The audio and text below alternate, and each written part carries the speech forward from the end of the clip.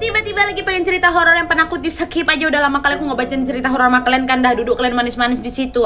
Jadi kali ini aku bacain kisah horor aku dari Jogja, namanya Rizka. Halo Rizka. Jadi Rizka ini ingin berbagi pengalaman horornya pada saat dia tinggal di sebuah mes bersama teman-temannya di Yogyakarta. Nah, FYI Rizka ini indigo. Dia bisa melihat, bahkan dia bisa menyentuh, bahkan dia bisa berkomunikasi dengan makhluk-makhluk halus ya. Dan sebenarnya kisah-kisah horornya si Rizka ini banyak kali, tapi yang diceritakan sama aku ini cuma satu kejadian yang paling epic menurut dia.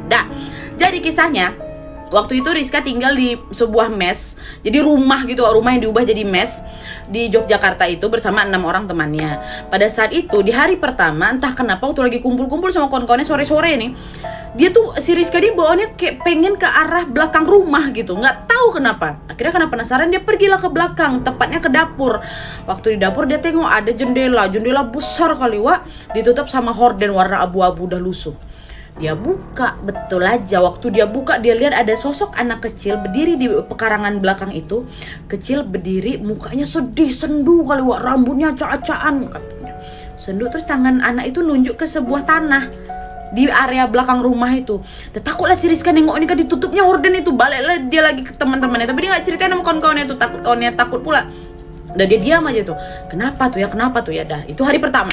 Hari kedua, entah kenapa lagi si Rizka ini bawaannya pengen lagi pergi ke belakang, ya. Kayak ada sesuatu yang menarik dia gitu loh. Dan kebetulan waktu itu dia lagi shift malam. Jadi di siang-siangnya itu dia pergi ke belakang, tapi bukan ke dapur itu dan bukan ke pekarangan, melainkan ke sebuah ruangan yang ada di sebelah gudang yang memang itu ditutup. Katanya sih nggak boleh ada yang masuk, tapi saking penasaran kali si Rizka ini kan masuk lagi ke dalam ruangan itu. Waktu dia buka, adalah beberapa barang-barang yang ditutup pakai kain-kain gitulah.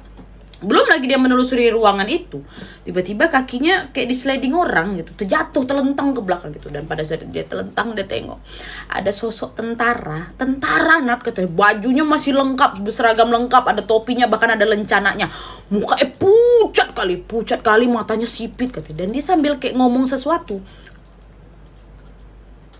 kayak gitu ya, tapi Rizka nggak tahu itu kok ngomong apa gitu, dia nggak tahu.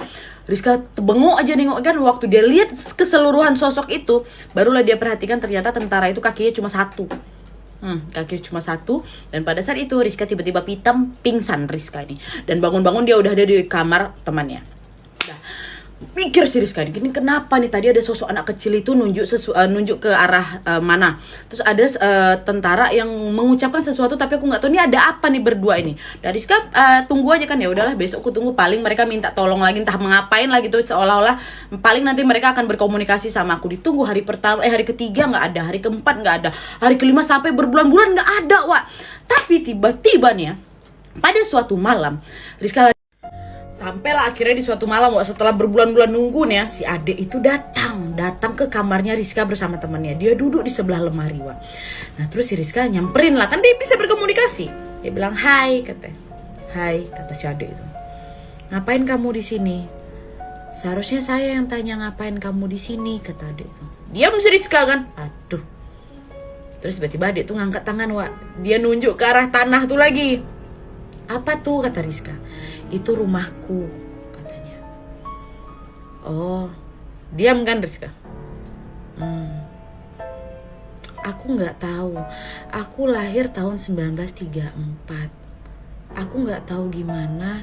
Aku tersesat, kata adek itu. Tersesat gimana? Maksudmu apa? Kata Rizka kan. Aku masih ingat hari itu. Waktu ayah pulang dari menggarap kebun, tiba-tiba orang kaya datang membanting pintu dan memaki-maki ayahku. Karena aku takut, aku bersembunyi di belakang rumah tepat di dinding bambuku. Aku dengar ayahku dimaki-maki, suara orang kayanya besar sekali. Dan tiba-tiba aku dengar ayahku berteriak. Pada saat aku hampiri, ayah sudah berlumuran darah dan orang kaya itu pergi. Kata adik itu bercerita, karena aku takut, aku mau menghampiri ibuku yang lagi mencuci baju di sungai. Tapi ibuku jahat, dia suka memakiku, dia suka memukulku, itulah diceritain. Pokoknya sedih kali lah dicaci maki sama mamanya kan. Disiksa lah gitu intinya sama mamanya. Terus si Rizka yang lagi denger itu, sampai akhirnya si adik itu selesai bercerita, dia tiba-tiba hilang nih. Kenapa dia kok kayak gantung kali cerita ini, kata si Rizka kan. Akhirnya Rizka memberanikan diri nanya ke Mbah Asep. Ingat kan yang tukang kebun yang jaga rumah tuh dulu Udah datanglah si Rizka ini. Mbak, maaf nih saya mau nanya, Mbak di sini ada anak kecil. Itulah diceritain semua kan sama si Rizka. Kaget sih Mbak Asep nih loh. Kamu ketemu juga sama Sardi katanya. Sardi Mbak. Iya, ada itu namanya Sardi. Banyak orang yang pernah ngelihat sosok dia, kata si Sardi itu. Kata si Mbak Asep nih. Jadi ceritanya Wak, ternyata si Sardi ini punya bapak. Bapaknya ini punya istri kan, itu ibunya. Ibunya ini memang suka nganiaya, suka siksa si Sardi kali lah. Dan ibunya ini adalah selir si orang kaya itu. Aku nggak tahu dan nggak diceritain juga entah apa konflik antara si orang kaya sama bapaknya Sardi itu. Tapi yang jelas orang kaya ini bunuh bapaknya Sardi. Dan nggak cuman itu aja, setelah kejadian itu mamanya si Sardi ini juga nyiksa si Sardi sampai Sardi kehilangan nyawa, terus jasadnya dibuang ke sumur. Nah sumur tuh mana? Sumur tuh lain ditunjuk-tunjuk sama Sardi tempat, kata itu tempat tinggal dia.